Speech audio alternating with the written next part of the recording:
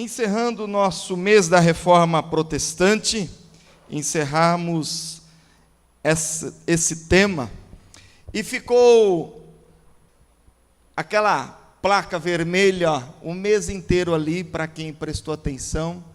Não vou falar quem, mas teve gente que pensou que aquela placa era de verdade, por causa da sombra, né?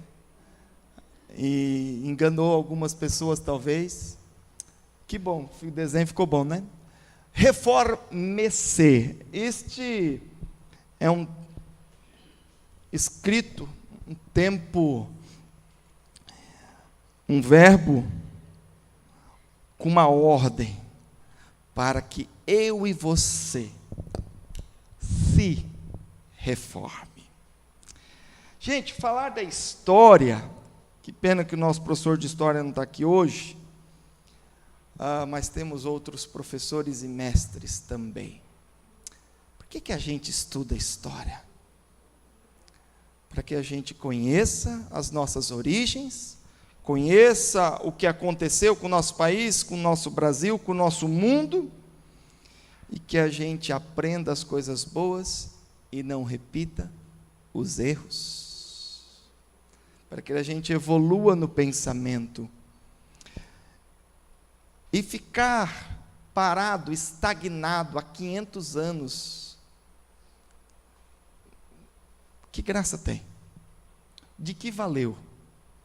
Se o que a gente faz é o mesmo que Lutero fez, mas nós temos que pegar aquela época, assim como os textos bíblicos, e transformar para os nossos dias. Olharmos para aqueles personagens, como foi o tema, Reforma Protestante, seus personagens, suas mensagens. A vida deles serve de exemplo, a sua mensagem para nós é ensino e desafio, e nós temos que trazer para a nossa vida. Se isso ficar apenas história, passado, sem trazermos uma reflexão para os nossos dias, eu creio que pouco se aproveita lembrar e gastar tanto tempo com esta meditação. O texto que eu já li este mês e quero retornar a ler, Romanos 12, 1 e 2. Romanos 12, 1 e 2. Para quem não estiver com Bíblia, pode acompanhar no telão.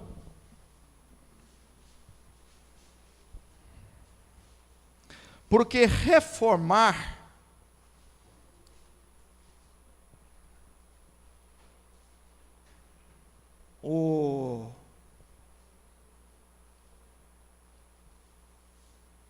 fugiu o nome aqui do pastor,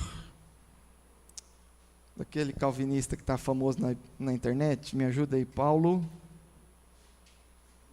Júnior. Paulo Júnior falou num dos, se não me engano, no ano passado, um vídeo do ano passado, na época do 31 de outubro, destrinchando o verbo reformar-se, reformar, que é voltar para a forma. Reforma, retornar para a forma. Então, na nossa vida espiritual e na vida da igreja, existe uma forma de se viver. Existe uma forma a se trilhar. Porém, esse caminho foi desviado. E precisa reformar, voltar à forma original. Gostei muito disso. Diz o texto de Romanos 12, 1 e 2. Portanto, irmãos, pelas misericórdias de Deus, vou ler nessa versão que está no telão. Portanto, irmãos, rogo-lhes, pelas misericórdias de Deus, que se ofereçam em sacrifício vivo, santo e agradável a Deus. Este é o culto racional de vocês. Não se amoldem ao padrão deste mundo, mas transformem-se pela renovação da sua mente, para que sejam capazes de experimentar e comprovar a boa, agradável e perfeita vontade de Deus. Transformem-se, reforme-se. Pessoal, você e eu. Transformar os outros em segundo momento. O primeiro momento, me reformar. Pensar na minha mente. Rogo-vos, meus irmãos, pelas misericórdias de Deus, que apresentei os vossos corpos vivos, santo e agradável a Deus, que é o vosso culto nacional, e não vos conformeis com este século, mas transformai-vos pela renovação da minha mente, da tua mente. Individualmente, mente de cada um. A reforma aconteceu em 31/10/517. Então, esta semana, daqui 2 dias, hoje 29, 500 anos da reforma. E muitas coisas mudaram, e outras continuam precisando de mudanças. Quero me fazer proveito da revista Vida e Caminho da nossa igreja. Mudou o seu título, antes era Alvorada. Deste mês, onde tem um artigo muito bom sobre a reforma. E quero pedir permissão aos irmãos, que eu não sou muito de ler coisas no culto, no sermão, mas ler aqui algo que eu gostei muito. Os ventos de renovação não marejaram somente o ambiente eclesiástico, embora tenham levado a uma pluralidade espiritual e ministerial, enriquecendo a experiência cristã e abrindo as portas à criatividade no serviço a Deus. Também chegaram à sociedade. Com a reforma, houve o renascimento artístico e cultural, a urbanização e o surgimento dos estados e nações. Posteriormente veio o iluminismo. Sem a reforma, o mundo ocidental, tal qual hoje é conhecido, não existiria. A separação entre a igreja e Estado, que estabeleceu o fim da cristandade, a época de união entre os poderes religioso e político, abriu as portas para a construção da democracia moderna. E tem revista, como a Veja, dizendo que o cristão é problema para a evolução do país. Olha que contraponto. Qual é a evolução e o progresso que o protestantismo criou? Abriu as portas para a construção da democracia moderna, da liberdade religiosa, que tantos outros pregam, mas quem começou com liberdade religiosa era nós, porque quem falava contra o romanismo era jogado na estaca e posto fogo. Antes não havia liberdade. Quando Lutero e os protestantes começaram a gritar por outro pensamento do que apenas o romano, da tolerância e respeito a todas as crenças, aos movimentos de direitos civis, direitos das mulheres e a igualdade racial. Quem começou a pregar isso foi a reforma.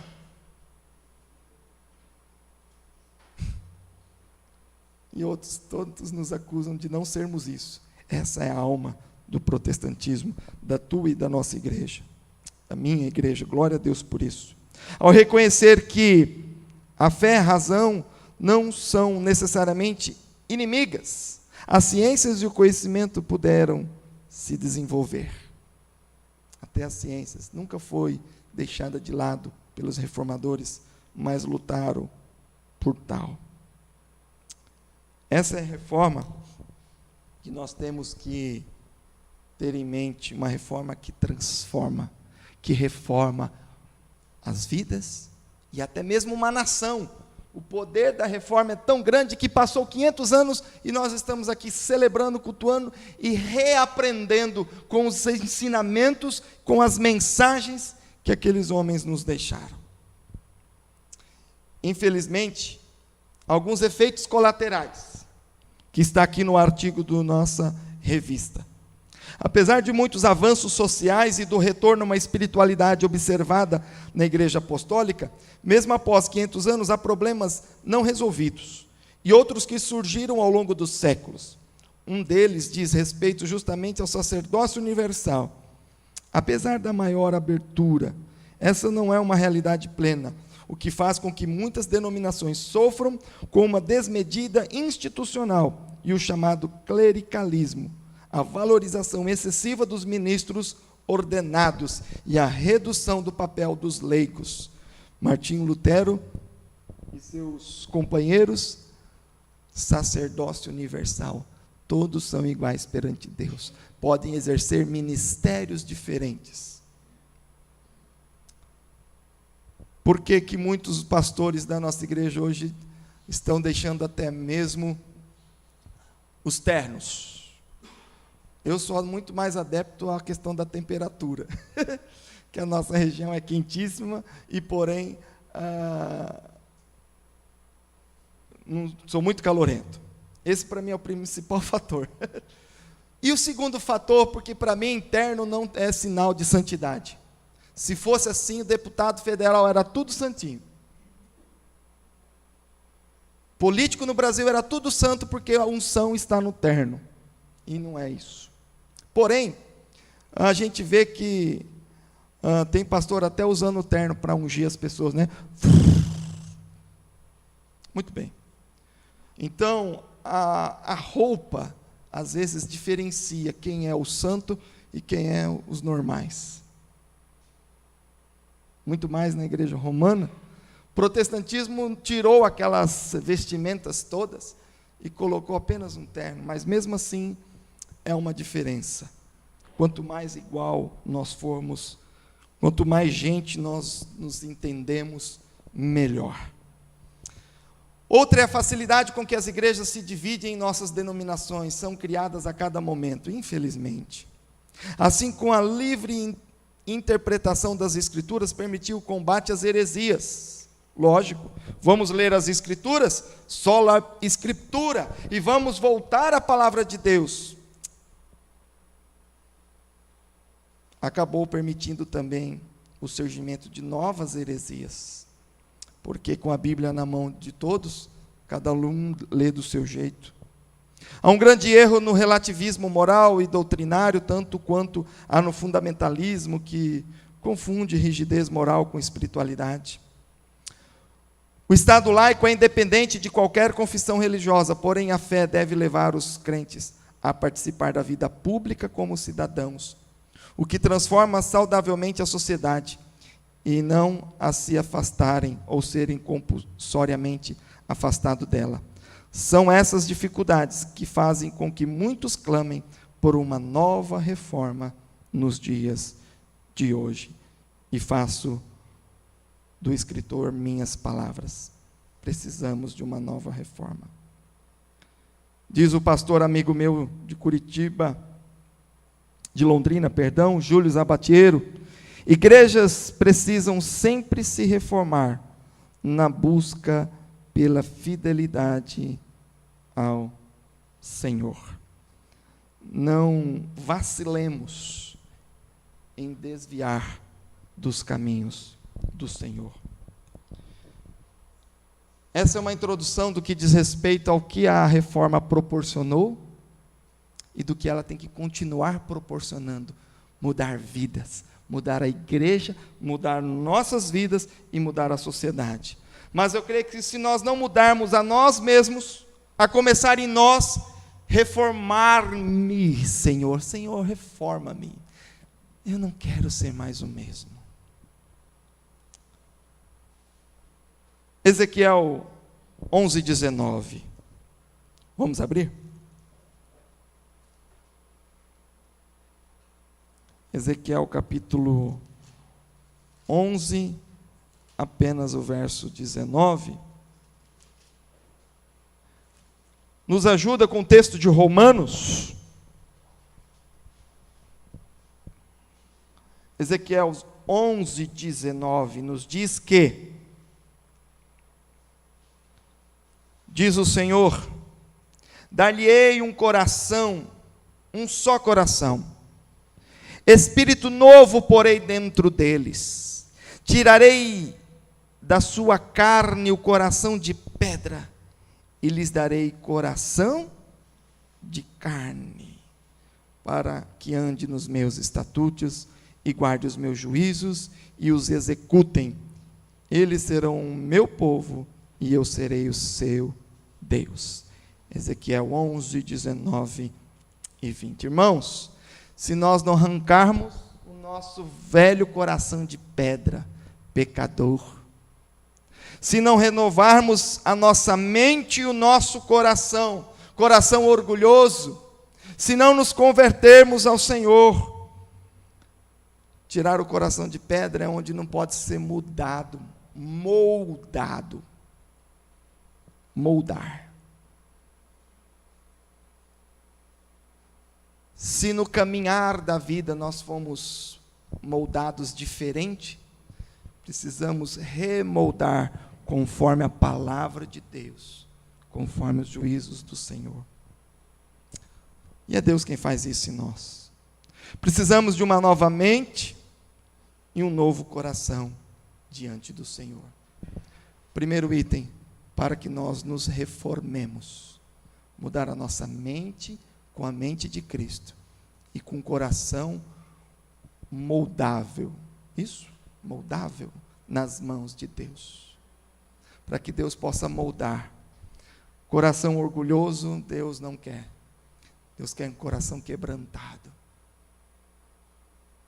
Se não me engano, em 2008, 2009, eu fui para um encontro da CEPAL, em Águas de Lindóia, um tema para líderes e pastores e missionários. E o tema daquele encontro foi coração quebrantado. Quando eu cheguei lá, me assustei e falou, para nós, pastores, líderes.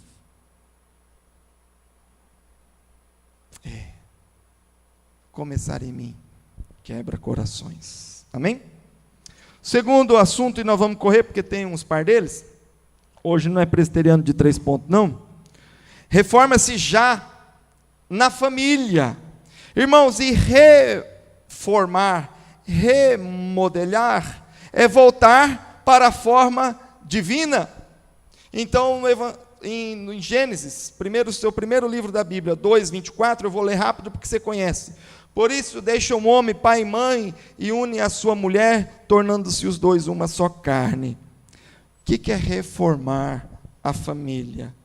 É entender, mente e coração, que a família pertence a Deus, que a família é do Senhor, a família foi Deus quem criou. Tem gente querendo destruir a nossa família, né, nos últimos dias, né? Cada um é que quiser. Vi umas notícias na internet que tem a tal da Judite aí, vai vir para o Brasil dar uma palestra, e foi essa mulher que criou a expressão ideologia de gênero, ela que criou essa ideia. E essa mulher está vindo aí dar umas palestras e tal. Tem gente que colocou assim, Judite fora. Os caras não querem que ela nem desça do avião. Reformar a nossa família é nós pregarmos a família como instituição de Deus, mas também é deixar a nossa família mais perto de Deus, mais perto de Deus. A nossa família, assim como os reformadores pregaram, ela está vivendo a palavra de Deus, sola Escritura. A nossa família está tendo Cristo no seu centro. É Cristo que reina na família. É Cristo quem está dando as ordens. Na nossa família é sola fide, é a fé, numa só fé. Como que nós podemos trazer os temas da reforma para a nossa casa? Eu sei que casa é o lugar mais difícil de evangelizar, mas é o lugar mais gratificante. Reformar e transformar a nossa família no molde, reformar, trazer a nossa família para os moldes que Deus deseja. Deus deseja um homem que seja homem, uma mulher que seja mãe dentro do lar, que cuide dos filhos, eduque os filhos, o pai, o provedor. A mulher não pode trabalhar? Pode, nenhum problema, não deixando as outras. Tem muitas mulheres querendo fazer as coisas dos homens, e que os homens façam o papel dela. Então, para que trocar? Então, deixa como está, ué. Cada um vai fazer o do outro. A mulher sai e o homem cuida da casa. Então, deixa o homem trabalhar e a mulher fica em casa, ué. Está trocando do mesmo jeito. 6 por meia dúzia. Um sai e o outro fica. Então, para que nós vivamos de acordo com a família, modelo de Deus, modelo bíblico, o homem como sacerdote do lar, a autoridade de Deus, meu irmão, não espere a autoridade do pastor pôr a mão na cabeça, não. Você que é pai, põe a mão na vida dos seus filhos e abençoa. Uma coisa que eu aprendi desde pequeno, mas mesmo na tradição católica, quando eu era pequenininho, esse negócio de pedir para bênção pai e mãe. Quem aqui foi educado assim? Bença pai, bença mãe. Eu fui educado assim, desde pequenininho.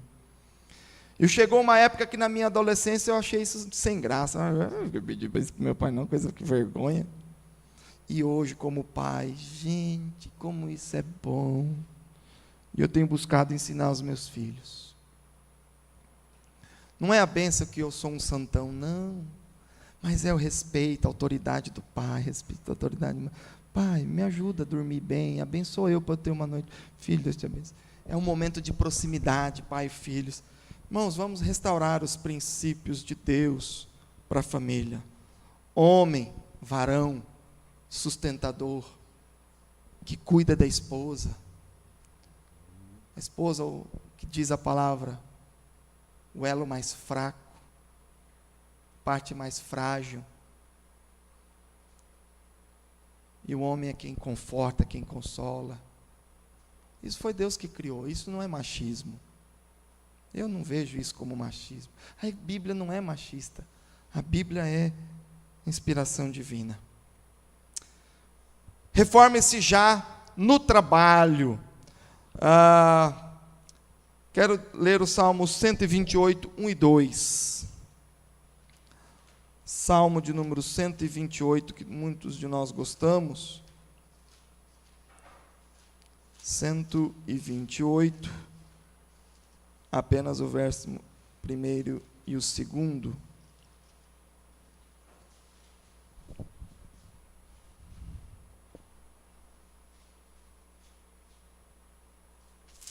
Bem-aventurado aquele que teme ao Senhor e anda nos seus caminhos.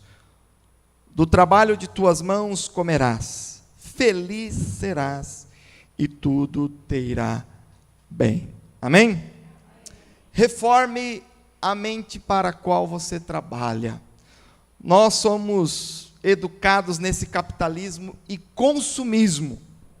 Trabalhar para acumular, para ter mais, para viver melhor.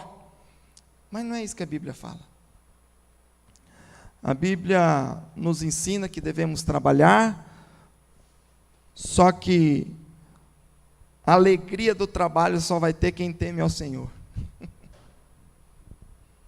Esse trabalho vai ser bom nas tuas mãos, o fruto do seu trabalho vai prosperar e esse negócio vai ser agradável para aqueles que temem ao Senhor e andam nos seus caminhos. Do trabalho das tuas mãos comerás, feliz serás. Irmãos, trabalhar é muito bom, mas trabalhar e não ver recompensa nisso, precisamos reformar a maneira pela qual nós estamos trabalhando. Calvino nos ensina, e essa é a nossa herança calvinista, que o trabalho é bênção de Deus. E que o acumular, a linguagem comercial, industrial é que o excedente do seu trabalho, aquilo da qual você produziu, além das suas necessidades, isso é bênção de Deus. Se para viver eu preciso de 100 e produzir 120, o que eu faço com esses 20? Com 100 eu pago minhas contas, vivo eu e minha família. O que eu faço com 20? Calvino nos ensina que o excedente é presente de Deus para que fosse investido na obra. Porque ser bem-sucedido e ser abastado e produzir e ter um excedente é bênção de Deus, para que isso seja feito na obra de Deus. Para que isso seja investido. Isso chama-se dom, bênção de Deus. Por isso a palavra não diz que a riqueza, o amor ao dinheiro é bênção. Pelo contrário. O produzir com excedente é produzir para a glória de Deus. Olha aí a reforma. Para a glória de Deus. Não para a glória humana, não para enriquecimento, não para luxúria e etc.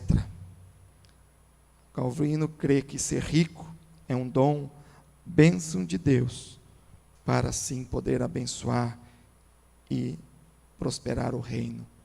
Aprendemos como Pedro Valdo, que falamos domingo passado, viver com pouco para fazer muito. Viver com pouco, porque para viver a gente precisa de pouco.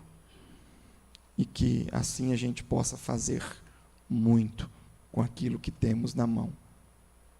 O muito não é para eu viver, o muito é para eu fazer em prol do reino de Deus.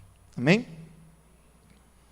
Reformar a nossa mente, o nosso coração, reformar a nossa família, reformar a mente pela qual nós trabalhamos e vivemos para abençoar o reino de Deus e prosperar a obra do Senhor, reformar os nossos relacionamentos. Marcos 12, 31. Evangelho de Marcos, capítulo de número 12, verso de número 31.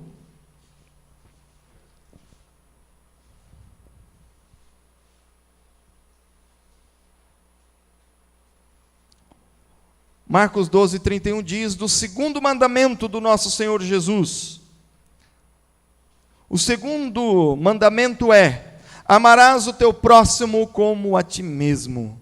Não há outro mandamento maior do que estes. O primeiro, que já vou ler, e esse segundo. Vamos começar pelo segundo. Amarás o teu próximo. Reforme já os seus relacionamentos. Relacionamentos como marido e esposa, pais e filhos, como membros da igreja, como patrão e funcionário. Reformar a nossa mente em direção ao nosso próximo. Gente, nós precisamos ajudar como igreja, assim como a reforma revolucionou as relações até mesmo de trabalho, a sociologia da época em que o ajudar ao próximo, como Pedro Valdo que nos ensinou a dispor dos nossos bens em favor do necessitado, ajuda social, reformar os nossos relacionamentos é amar o próximo e não usar o próximo. O nosso mundo de hoje é um mundo utilitarista, onde as pessoas estão virando coisas. O RG, o CPF é importante, mas você, nos últimos anos, tem virado apenas um número na estatística. Mais um, no meio da multidão. Muitas igrejas têm tratado os seus patrocinadores, mantenedores, não usa mais nem o nome membro ou irmãos, são os patrocinadores. Ou seja, ele é importante para mim porque ele está ajudando a pagar a conta, ele está sendo útil para mim para sustentar o meu programa na TV. Ele não é importante para mim porque ele é um irmão em Cristo Jesus. Ele não é importante para mim porque ele é salvo em Cristo Jesus, porque eu tenho que ter um relacionamento com ele e com ela. As pessoas têm virado coisas, coisificação do ser humano, e o ser humano tem que se tornado coisas, porque coisas são descartáveis. Está aqui meu óculos, se eu quiser, Eu posso quebrar e jogar fora. Eu vou perder dinheiro com isso, mas uma coisa que posso quebrar e não afeta a tua vida, a minha vida, se eu quebrar e jogar fora. Mas não é assim com pessoas. Pessoas não se usa e joga fora. Entende? Por que a Bíblia condena a prostituição? Porque prostituição é coisificação do outro e do corpo do outro. Usar e dispensar, descartar, como um copinho plástico descartável que você usa no bebedouro. Pense num copo descartável e pense no outro ser humano. Eu uso e jogo fora. Aquela pessoa é importante para mim enquanto ela me é útil. O senhor de idade, o vovô, a vovó é importante para mim enquanto é útil, enquanto está produzindo. Depois que ficou velhinho, precisa do INSS, enquanto está ali no banco, incomodando mais um na fila, vai virando coisas. Não! O vovô, a vovó agora não produz mais comercialmente falando, produtivamente falando, mas é irmão em Cristo Jesus. Temos que olhar para o vovô e para a vovó, para o biso, para a bisa. Irmão em Cristo Jesus, ele não virou descartável. Não está empacando o caminho, não. Como você tem olhado os idosos? Alguém que não é mais útil, não presta mais? Peça perdão para Deus. Peça perdão para Deus. O mundo de hoje está se tornando assim descartável. As pessoas se usam e se jogam. Não é mais importante.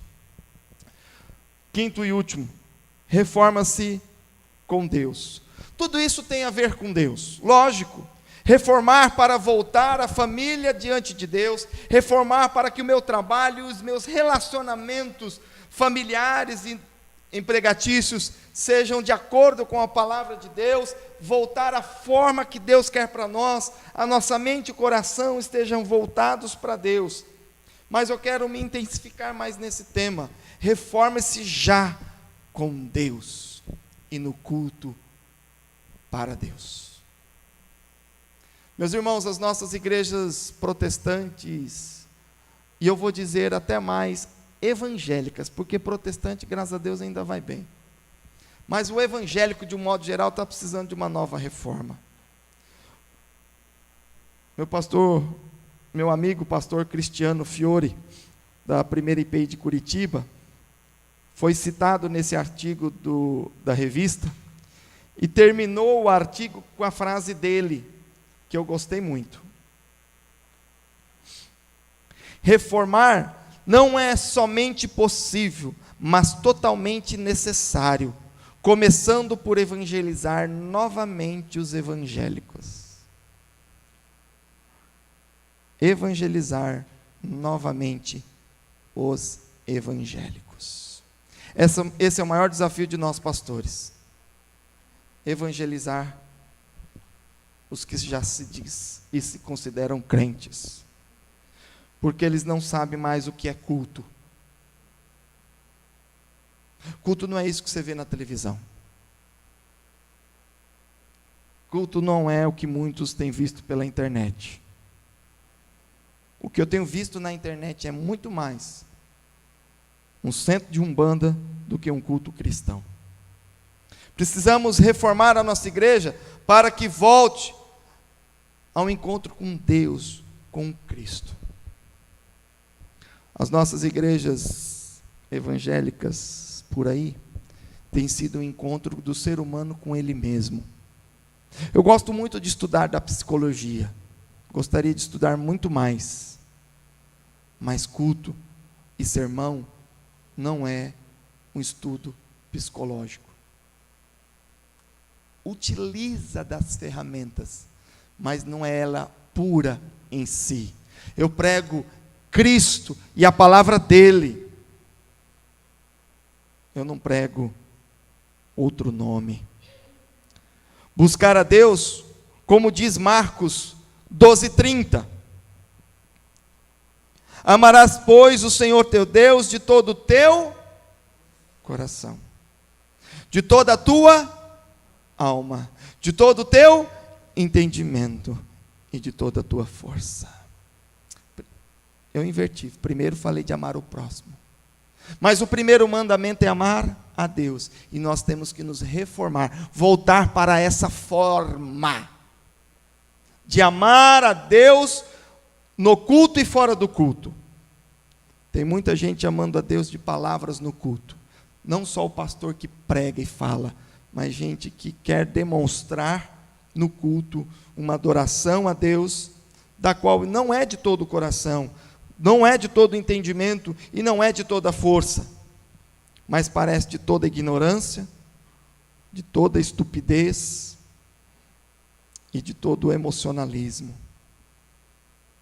Amarás, pois, o Senhor teu Deus de todo o teu coração. Isso tem que ser verdade. Não de falsidade. Culto. Hoje eu falei pela escola dominical com os nossos jovens. Cultuar a Deus aqui no templo e cultuar a Deus em casa, na faculdade, no trabalho, é a mesma coisa. Eu sou templo do Espírito Santo e você também, amém?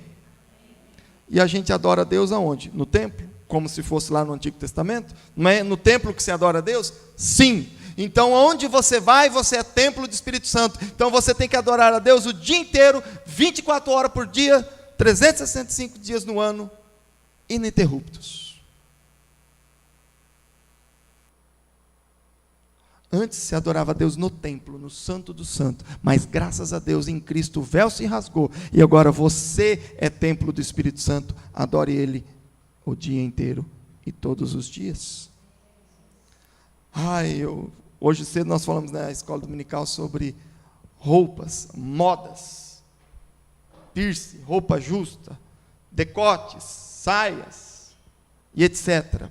Tatuagens, modinhas. E tem gente que não usa determinadas roupas no templo. Essa roupa não é boa para ir para a igreja. Meu irmão, essa roupa não é boa para ir em lugar nenhum. Porque você não vai na igreja com essa roupa, porque Jesus não pode ver você com essa roupa no templo, mas pode ver você com essa indecência na escola, pode ver você com essa indecência no trabalho. Então lá você não está cultuando a Deus, você é máscara, você está de brincadeira com Deus. Eu vou na igreja bonitinho, ponho o terno, vou para a igreja. Porque Deus merece o melhor. Deus merece você o melhor a partir do momento que você dorme, que você acorda. É assim que o crente louva a Deus, adora a Deus, de coração e o tempo inteiro. Amarás teu Deus de todo o teu coração, de toda a tua alma, de todo o teu entendimento. Alma, alguns aqui podem considerar a alma como espírito, mesma coisa. Adorar Deus em espírito e em verdade. Todo o teu entendimento, adorar a Deus não é coisa ignorante. Tem a Bíblia para ler, no Velho Testamento, entender como adorar a Deus, por que adorar a Deus, como me portar diante de Deus.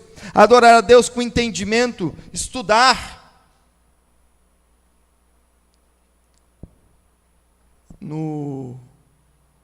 Paulo mais pregava e discutia aquele debate no templo.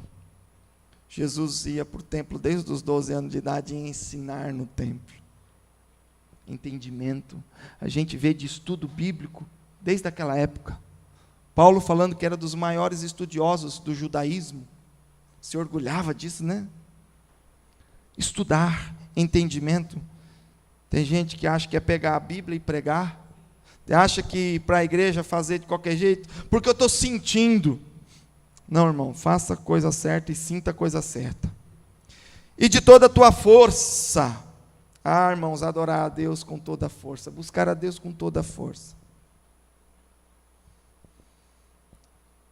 Aí o bicho pega. Porque tem muita força contrária, impedindo a gente de buscar a Deus e de servir a Deus. Tem muita força que me segura na cama domingo 9 da manhã, mas que você não tem noção. Tem umas forças cósmicas no sofá, na cama, que não me deixa acordar cedo para ir para a escola dominical. Tem uma força assim atômica que chega segunda-feira, 19h30, não dá para ir para o GE, porque tem uma força chamada marido, tem uma força chamada filho, tem uma força chamada televisão, que me impede. Mas a minha força para servir a Deus não tem sido tão grande assim. Mas fala a palavra de Deus para buscar a Deus e amar a Deus com toda a sua força. Ah, meus irmãos, uma coisa ficou marcada na minha mente quando eu fiz tiro de guerra. O sargento falava assim, que o soldado tem que vencer as intempéries. Foi naquela época que eu aprendi essa palavra. Intempéries é qualquer adversidade do tempo, chuva, sol, calor, manhã, noite, vencer o sono, vencer todos esses problemas, dificuldades. Aprendi a dormir com coturno no pé. Diz, o soldado tem que dormir com coturno no pé. Só podia tirar aquela gandola, aquela de cima, mas com a camiseta, calça e bota. Tem que ser assim no exército. Tocou uma corneta, tem que levantar, que tem que estar pronto. Aprendi a dormir de coturno. Vencer as intempéries. Ah, mas 2 horas de culto é muito. Eu não aguento. Jejum, nem pensar. Não aguento. O que mais que você não aguenta? Acordar cedo é ruim demais. Aí o pastor inventou um culto da Páscoa às 6h. Pensa num homem ignorante. Inventar um culto 6h. Jamais, pastor. Exige essas coisas de nós, não. Que força nós temos. E aí a gente tem que aprender. No caminho da minha casa aqui, eu passo em frente da igreja romana católica. Todos os domingos, a missa começa às 7. Quando está dando 9h que eu estou vindo para a igreja, a missa já acabou. E tem crente reclamando que 9h é cedo. Ah, irmão, é para vergonhar, não é para dar vergonha. Essa frase, de toda a tua força, me comove. Uma vez eu escutei de um jovem, 16 para 17 anos. Ah, pastor, a gente já está acostumado com as coisas erradas já. Já estamos acostumados, a gente já pensa assim. Falei, gente, vocês já estão acostumados com as coisas erradas? Não, pastor, já estamos acostumados. Ah, se o pastor pudesse usar cinta. Quem ama faz, luta, deseja. Quem ama busca. Quem ama serve a Deus e ao próximo. Meus irmãos, e amar a Deus com toda a minha força, com todo o meu coração, com todo o entendimento e com tudo que você puder dar, com toda a tua alma. Eu quero resumir dizendo, se você ama a Deus, faça algo por Ele. O que você tem feito por amor a Deus? Eu só quero te perguntar, o que você tem feito para a tua sociedade, para a tua cidade, para a tua igreja, por amor a Deus? Pedro, se tu me amas, apacenta as minhas ovelhas. Cuide deles, cuide. Deles é cuidar de mim. Quer a me amar, quer me servir? Cuide dos pequeninos. Sirva os pequeninos. Servir os pequeninos é servir a Deus. Não existe aquele ditado: quem cuida dos meus filhos adoça a boca da mãe? Alguma coisa assim, não é? Minha boca adoça quem meus filhos beija. Ou seja, se os meus filhos estão de bem com alguém, isso é mel agradável para a mãe. que Deus, como que nós poderíamos adoçar a boca de Deus?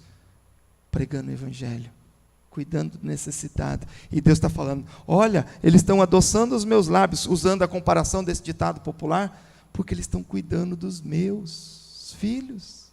Isso é agradável para mim. O que você tem feito para o próximo? Se não tem feito, então é porque você precisa reformar. Reforme-se.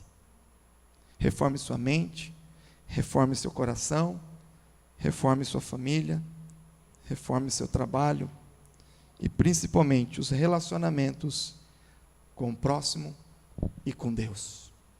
O que você tem feito? Se não, reforme-se. Oremos.